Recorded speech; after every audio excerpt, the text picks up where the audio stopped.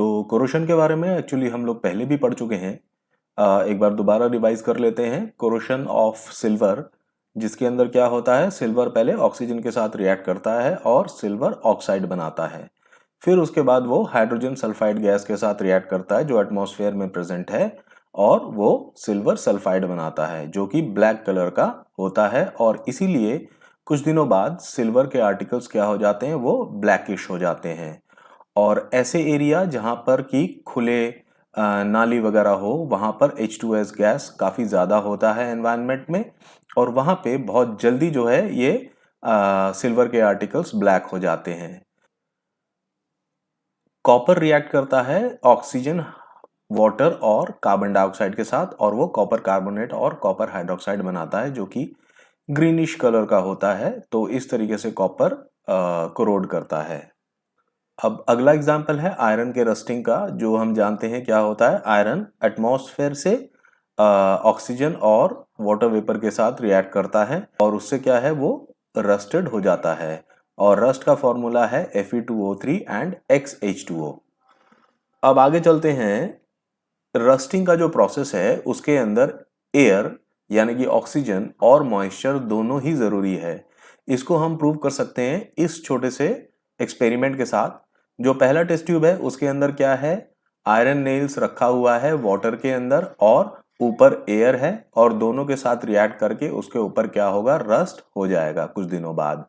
लेकिन अगर हम एक बॉइल्ड वाटर के अंदर आयरन नेल को रखें और उसको उसके ऊपर से ऑयल का एक लेयर डाल दें, तो क्या होगा, बॉइल्ड वाटर है उसके अंदर से एयर मॉलिक्यूल सारे एक्सपेल्ड आउट हो जाते हैं। इसके अंदर कोई भी डिसॉल्व्ड एयर नहीं है।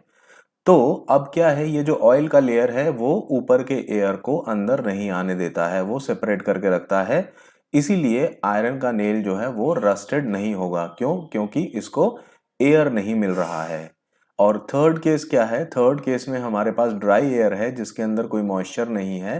तो आयरन नेल को अगर हम रख देते हैं ड्राई एयर में, जिसको अगर मॉइस्चर ना मिले, तो भी रस्टिंग नहीं होगा। और ये एनहाइड्रस कैल्शियम क्लोराइड क्या करता है, अगर एयर के अंदर कोई भी मॉइस्चर प्रेजेंट है तो वो उसे अब्जॉर्ब कर लेता है, तो एयर जो है बिल्कुल ड्राई हो जाता है। तो ये एक्सपेरिमेंट से हम लोग प्रूव कर सकते हैं कि रस्टिंग के लिए दोनों ही जरूरी है, एयर एंड वाटर। आगे चलते हैं। कोरोशन को प्रिवेंट करने के लिए हम क्या क्या कर सकते हैं। पेंटिंग कर सकते हैं। पेंट से क्या होता है, पेंट आयरन ऑब्जेक्ट के ऊपर एक कोटिंग बना देता है, जो कोटिंग उसको मॉइस्चर और एयर से सेपरेट करके रखता है, इसीलिए उसके अंदर रस्टिंग नहीं होती है। तो ऑयलिंग और ग्रीजिंग जो है ये भी वही काम करते हैं। ये भी एक कोटिंग क्रिएट करते हैं उस आयरन ऑब्जेक्ट के ऊपर, या कोई भी मटेरियल है उस ऑब्जेक्ट के ऊपर। तो उससे क्या होता है, वो सेपरेट करता है उसको मॉइस्चर और एयर से, इसीलिए कोरोशन नहीं होता है।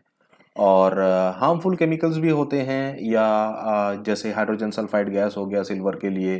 तो इस तरीके के केमिकल्स और गैसेस से भी वो सेपरेट करके रखते हैं, जिससे कि वो कोरोड ना करें। और ग्रीजिंग बेसिकली हम लोग बैटरी के टर्मिनल्स में भी करते हैं, जिससे क्या होता है, टर्मिनल्स कोरोड ना करें। और गैल्वेनाइजिंग क्या है, गैल्वेनाइजिंग एक इंटरेस्टिंग प्रोसेस है। इसके अंदर आयरन ऑब्जेक्ट को हम लोग मोल्टन जिंक के अंदर डालते हैं, जिससे क्या होता है, जिंक का एक लेयर क्रिएट हो जाता है आयरन के ऊपर।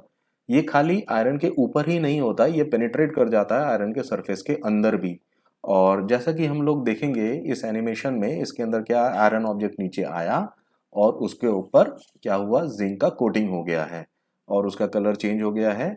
जब हम इसको ऊपर लेंगे और इसको ब्रेक करेंगे तो हमको क्या दिखाई देगा, हमको कुछ ऐसा स्ट्रक्चर दिखाई देगा। बीच में यहाँ पर तो आयरन होगा जैसे कि ये है, और ऊपर नीचे जो ये कोटिंग है व्हाइट कलर का, जो जिंक का कोटिंग है, वो आयरन के अंदर तक पेनिट्रेट कर गया है। तो अगर हम इसको मैग्नीफाई करें तो इसके अंदर हम देखेंगे 4 लेयर है। अंदर ये बेस मेटल तो है ही है, ये बेस मेटल है। उसके बाद जो पहला वाला लेयर है उसके अंदर क्या है, जिंक पेनिट्रेट किया है, लेकिन 75% जिंक है और 25% आयरन है। उसके बाद वाले लेयर में क्या होगा, 90% जिंक है और 10% आयरन है। उसके बाद वाले लेयर के अंदर 94% जिंक है और 6% आयरन है। और फाइनली जो टॉप मोस्ट लेयर होगा बिल्कुल ऊपर, उसके अंदर क्या है, 100% जिंक है। तो इससे वो क्या करता है, आयरन को प्रोटेक्ट करके रखता है। इसीलिए गैल्वेनाइज्ड आयरन के ऊपर अगर कोई चोट भी लग जाए या वो डैमेज भी हो जाए तो भी वो रस्ट नहीं पकड़ता है, क्योंकि वो अंदर तक पेनिट्रेट हो जाता है जिंक। और उसके बाद है क्रोम प्लेटिंग। क्रोम प्लेटिंग हम डेकोरेटिव आइटम्स में करते हैं, जहाँ पे एक एस्थेटिक लुक की ज़रूरत है, क्योंकि ये क्या होता है, बहुत ज़्यादा शाइनी होता है और ज़्यादा ड्यूरेबल होता है। तो ये कॉस्टली भी होता है गैल्वेनाइजेशन से। और आगे देखते हैं हम लोग क्या है एलॉइंग। एलॉइंग क्या होता है, हम एक बेस मेटल को मेल्ट करते हैं और उसके अंदर मेटल या नॉन मेटल ऐड करते हैं, जिससे उसका प्रॉपर्टी चेंज हो जाता है। जैसे कि प्योर आयरन क्या होता है, सॉफ्ट होता है, उसके अंदर अगर हम 0.05% कार्बन ऐड करें तो वो स्टील में कन्वर्ट हो जाता है, जो कि बहुत हार्ड होता है। ऐसे ही आयरन के साथ अगर हम क्रोमियम या निकल को ऐड करें तो वो स्टेनलेस स्टील बन जाता है, जो हार्ड तो होता ही है लेकिन उसके साथ साथ रस्ट प्रूफ भी होता है, मतलब उसके अंदर रस्टिंग नहीं होती है। और कुछ और एग्जांपल्स हैं ऐसे एलॉइंग के, जैसा कि आपका ब्रास है जो कि कॉपर और जिंक का मिक्सचर है। देन ब्रोंज है हमारे पास, कॉपर और टिन का मिक्सचर है। और सोल्डर है जो कि लेड और टीन का मिक्सचर है। तो ये हो गए एलॉइंग, और इसी के साथ ही ये चैप्टर हमारा ख़त्म हो जाता है, और आगे हम लोग इसका क्वेश्चन आंसर्स देखेंगे। ऑलराइट।